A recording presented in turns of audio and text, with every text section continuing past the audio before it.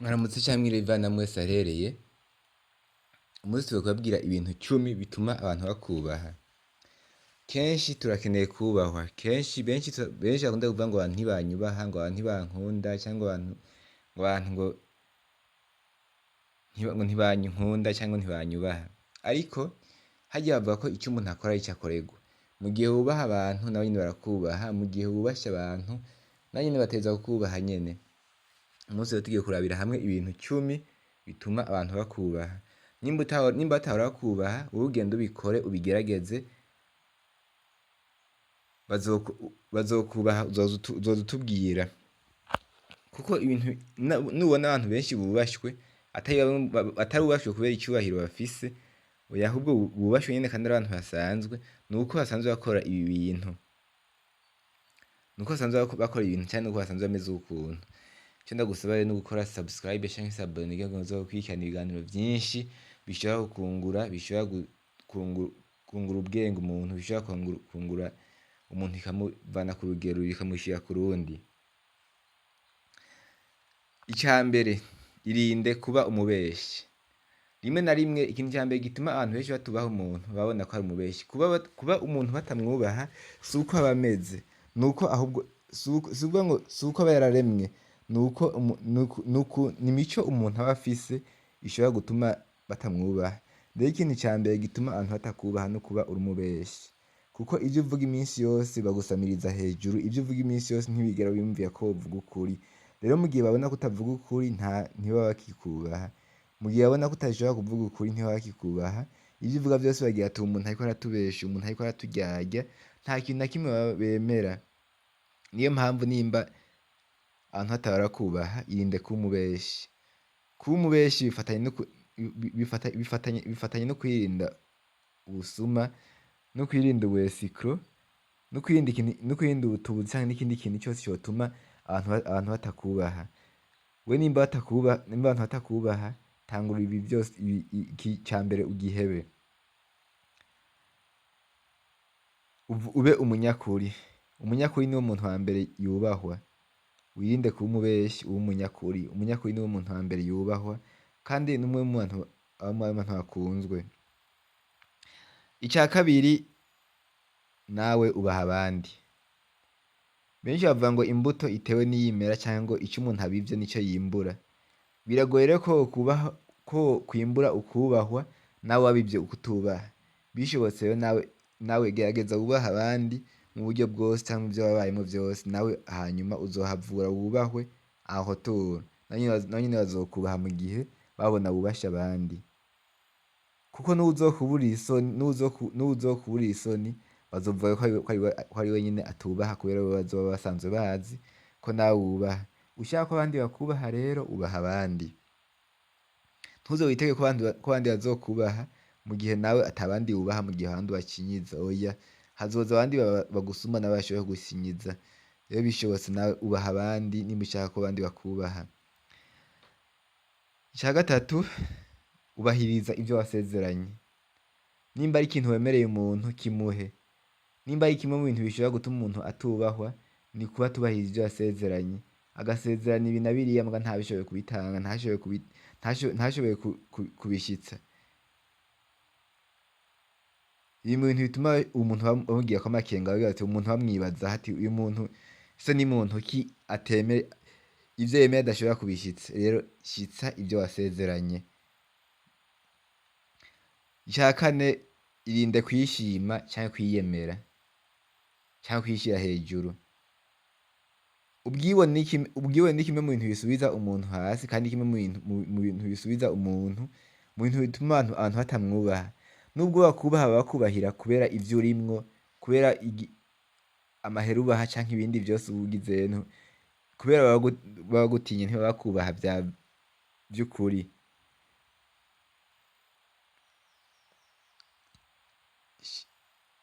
Kwishima canke kwiyemera canke kwishira hejuru ukwiye kubihagarika. Niyo utishira hejuru abantu bose bazokubaha kubera bazobona ati umuntu aciye bugufi. Ica gatanu, irinde kuba umunyeshari canke uwikunda. mu gihe ugaragaje ko uri umunyeshyari ntunezerwe ivy'abandi n'abantu ntibagukunda. Muga mu gihe ubaye umugwaneza, ukunda abandi, wikunde kandi wongere ukunde abandi, navyo nyene birashobora gutuma abantu bakubaha. Kuko impamvu bakubaha, uba uri umuntu w'ikimazi muri sosiyete, kuko umuntu wese umuntu wese aba azi yuko umwanya ushobora kumufasha ikintu. Nubwo aba ata buryo ufise mugabo abona ati umuntu, baba babonye umutima wawe, nico gikuru baba bakeneye. Babonye umutima wawe ufise, ko ufise umutima mwiza, ko ufise umutima wo gufasha abantu, ko ufise umutima wo kwitaho abantu, birashobora gutuma banakubaha nabo. Kubera baba bagize ati umuntu ntawuzi kazoza kiwe, ntawuzi ejo hiwe, ashobora kuronka ico adufashisha. Ica gatandatu, ubaha umwanya w'abandi. Nimba umuntu yavanye ko muhura, koresha umwanya muhuriye kw'iyo saha nyene. Nimba umuntu wamubwiye ko uzoja kumuraba, amasaha wamubwiye uja kumurabirako, iyo arangiye upfume ushikaho imbere hako woshikaho inyuma. Kuko mu gihe ukoresheje umwanya biramunezera, ko mutuma ivyo mwakora mubikora hakiri kare, hanyuma mukavana. Kuko iyo utevye, hari igihe usanga utebeje umuntu mu zindi porogaramu. Wewe ukoresha umwanya w'ivyo bintu bizotuma abantu bakubaha. Ikindwi, ba umunyamwuga mu vyo ukora. Umunyamwuga si ukuvuga ngo ubuzi vyinshi. Nimba ibintu bisaba kuba umunyamwuga,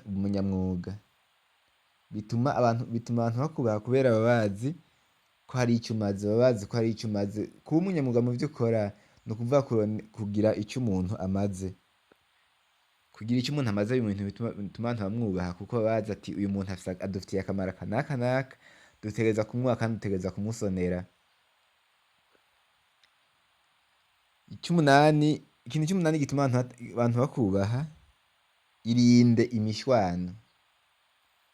Hari benshi birinda imishwano atari kubera babuze inguvu zo kubihariramwo. Ico baba bashaka ni kimwe, nuko baba bashaka amahoro. Rero irinde imishwano, kuko abantu bose bakubonye ko ufise imishwano, kuko dufate akarorero, niba bakubona ko uri mu mishwano n'umuntu, hariho uruhande ruzovuga ati naka niwe ari mukuri. Bavuga uwundi ko ari we mukuri, uwundi nawe aca avuga ko ari wowe uri umunyamakosa. Urumva uba wataye muri confusion. Mugabo mu gihe wirinze imishwano, vyose ubigize neza, uba ukoze ibintu neza, bituma abantu bose bakubaha, bituma abantu bose bagukura inkofera, mu gihe ushoboye kwirinda imishwano, kuko imishwano kiri mu vya mbere bigoye. Ic'icenda, kuba wubahirize uruhara rw'imbibe z'abandi, mu gihe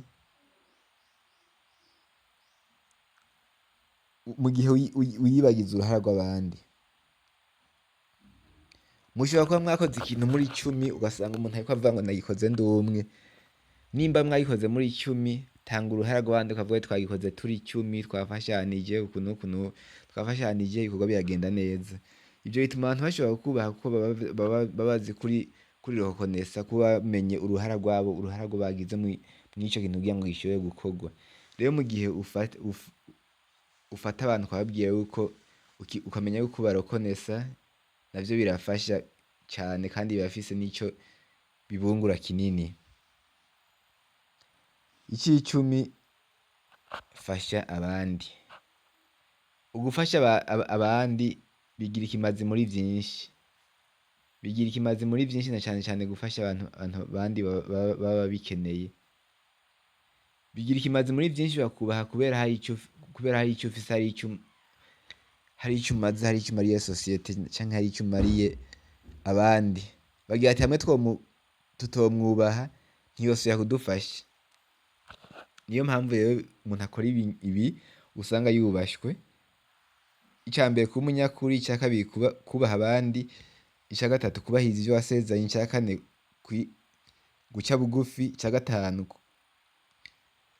kuba umugwaneza. Ica gatandatu, kubaha umwanya w'abandi. Ic'indwi, kuba umunyamwuga. Ic'umunani, kwirinda imishwano. Ic'icenda, kubahiriza imbibe z'abandi canke interano z'abandi. Ic'icumi, gufasha abandi.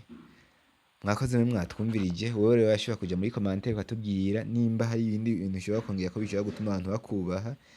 vyose turashobora kuvyakira. Ndagusaba ukore subscribe canke s'abone nimba utarayikora, nimba warayikoze nawe ushireko j'aime, partage na commentaire wisangize abandi